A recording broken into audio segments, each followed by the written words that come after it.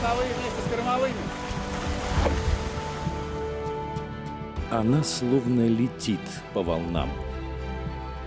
Легкая, быстроходная, податливая. Благодаря ей можно проявить свои лучшие качества. Почувствовать себя частью команды, в которой каждый незаменим. И неважно, в какой части света ветер раздувает ее паруса и на каком языке говорят гребцы. Тех, кто хорошо чувствует ее, она понимает и слушается. Ведь это идеальная лодка.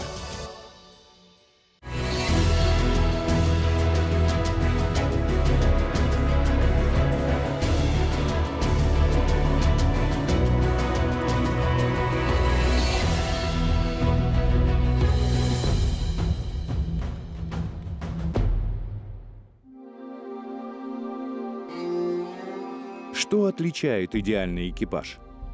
В такой парусно-гребной шлюпке, как «Гичка», он должен действовать как одно целое, ведь эта лодка требует первоклассной командной работы. Именно на «Гичках» один раз в 2 года проходят международные соревнования Atlantic Challenge International. Это уникальный международный проект, в рамках которого молодежь по всему миру самостоятельно строит деревянные 12-метровые капитанские гички «Бантри-Бэй», копии старинной французской лодки XVIII века, которая находится в Национальном морском музее в Дублине. В мире уже порядка 80 таких лодок. Команды ходят на них в море, участвуют в фестивалях и гонках. На этот раз соревнования проводятся в старинном городе Роскиле в Дании. Впервые в истории Atlantic Challenge Россию представляют сразу 2 национальные команды – Atlantic Challenge Россия на гичке «Динité» и команда «Штандарт» на гичке «Нати». Им предстоит сразиться как между собой, так и с 12 командами из разных стран мира.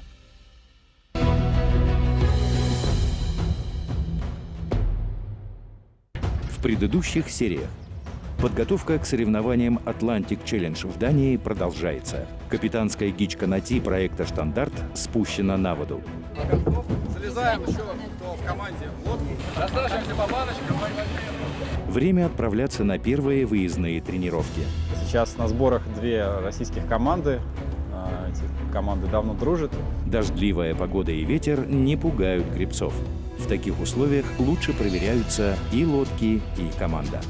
Важно ощущение плеча друга рядом.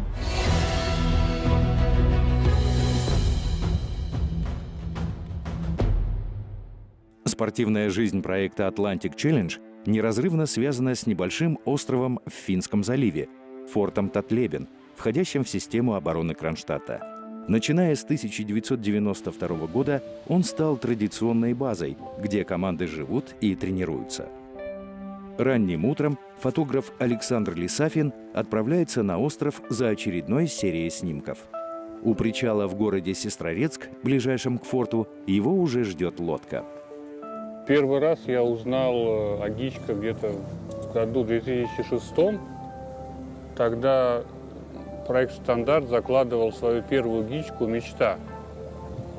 Я принимал тогда участие в строительстве гички и потом стал уже на них ходить активно. На моторной лодке дорога до форта занимает обычно минут 20. Гребцы на гичках добирались к месту тренировок из центрального яхт-клуба Петербурга. А это 18 миль. При попутном ветре можно расправить паруса и дойти часа за 3, а можно и грести на веслах 8 или 9 часов. Сейчас еще ребята спят. Сейчас проснутся, будет пробежка, зарядка. Потом с утра они вокруг форта прогребут, потом завтрак и основные тренировки начнутся.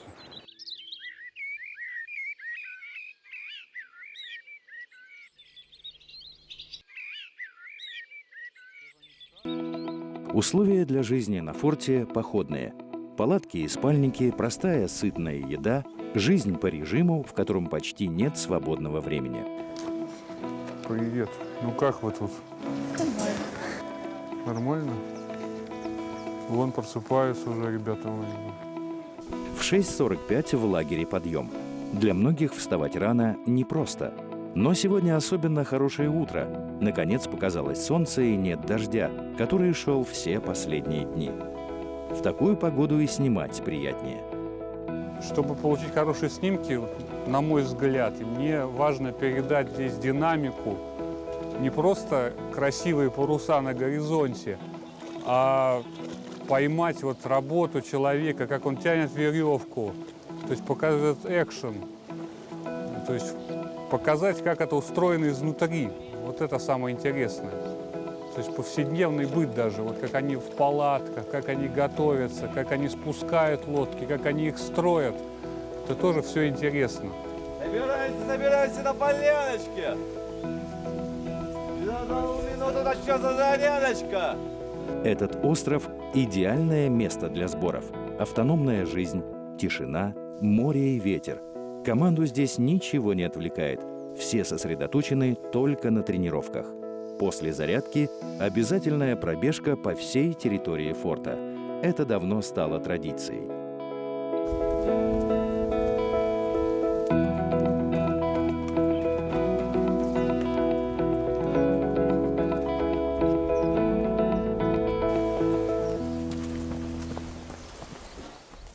Котлебин, один из островных фортов, называли ключом от северных ворот. К началу Первой мировой войны устройство форта отвечало самым последним требованиям военной мысли. Здесь была система опреснения и очистки воды, канализация, хлебопекарня, обширные хранилища боеприпасов и провианта. Во время Второй мировой войны это был укрепрайон, и отсюда поднимался у нас прожектор и освещал небо, то есть корабли, все подходы. Вообще форт — уникальное сооружение. Таких в мире практически нету. Укрепрайон Санкт-Петербурга. То есть форты защищали Санкт-Петербург с моря.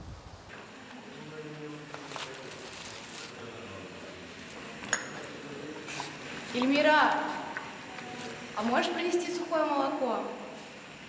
Что у вас на завтрак будет? Овсяная каша, изюм, яблоки. Обычно это на улице происходит, но так сегодня там не очень летная погода, и ветром может газ задувать, варят в каземате. После пробежки команды рассаживаются по лодкам. Еще одна утренняя разминка до завтрака.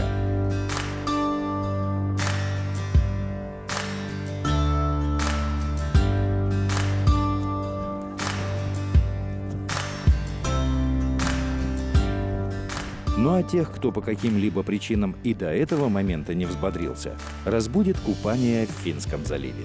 После прогревки мы купаемся, это обязательно, воспитываем силу воли. В любую погоду, в дождь, в ветер мы все равно купаемся, в любую температуру. Нырнул и сразу вынырнул.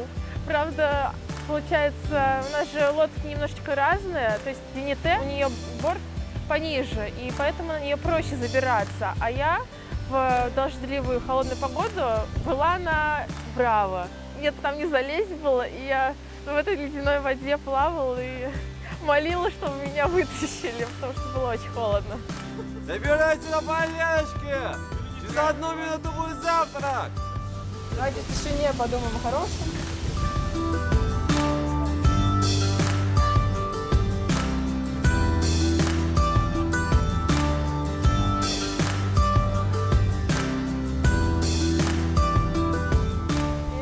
Привет, Амира! Будучи как бы частью команды, уже в процессе ты понимаешь, насколько важна каждая роль на форту. Мы здесь выживаем, и тренируясь, ты приходишь с лодки, и тебе очень хочется горячее. И работая на камбузе, делая еду для людей, ты как бы поддерживаешь всю команду, не только себя и своих товарищей, еще и товарищей из соседней лодки. Вот. И создаешь хорошее настроение, потому что без еды тяжело тренироваться. Команда проекта «Штандарт» тренируется на двух капитанских гичках «Браво» и «Мечта», поскольку лодку «Нати» уже готовят для отправки в Данию. Команда Atlantic Challenge Россия пришла сюда на Динете, и эту гичку тоже вскоре ждет далекое путешествие к месту международных соревнований в датский город Роскиле. На лодку команда возлагает большие надежды. Динете — это прекрасная лодка, она действительно очень быстроходная и легкая. Здесь дело не столько в том, что она отзывается на движение руля, сколько она держит на курсе, сколько она разгоняется быстро и как она держит вот эту скорость.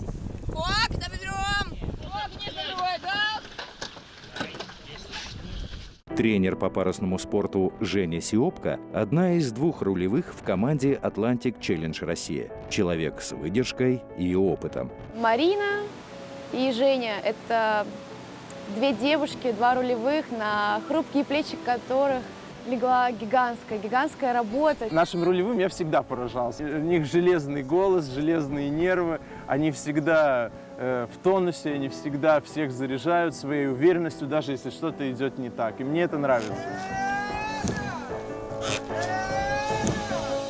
Счет на греблю необходим, чтобы команда не сбивалась с ритма.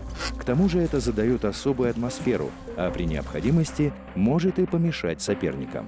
Рулевой считает, или не рулевой, а второй человек на корме, считает наш ритм на соседнюю лодку. То есть соседняя лодка, она, если она собьется на наш ритм, который она слышит лучше, чем ритм, например, своего рулевого, который считает не очень громко, или просто она не умеет держать ритм и отвлеклась, то, конечно, мы за счет этого можем выехать там метров 5, если один человек даже там в другой лодке собьется на наш ритм. Сборы на форте стали финальным этапом подготовки русских команд к соревнованиям Atlantic Challenge в Дании. За 10 дней интенсивных тренировок у экипажей капитанских гичек будет возможность отработать все основные гонки, а также провести занятия по такелажу и навигации. Мы здесь тренируемся со второй командой, с командой «Штандарт», с которой мы будем соревноваться, но тем не менее вот это совместное проживание помогает нашим командам все-таки быть заодно, потому что мы выступаем за Россию, и это здорово. Здорово, что нас много, здорово, что мы вместе.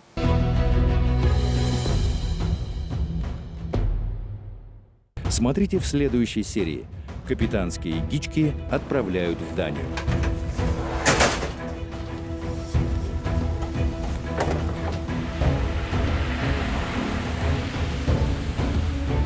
В город Роскиле съезжаются и сами команды. Мы, баскская команда, представляем страну басков. В честь открытия соревнований участники устраивают торжественное шествие по улицам города.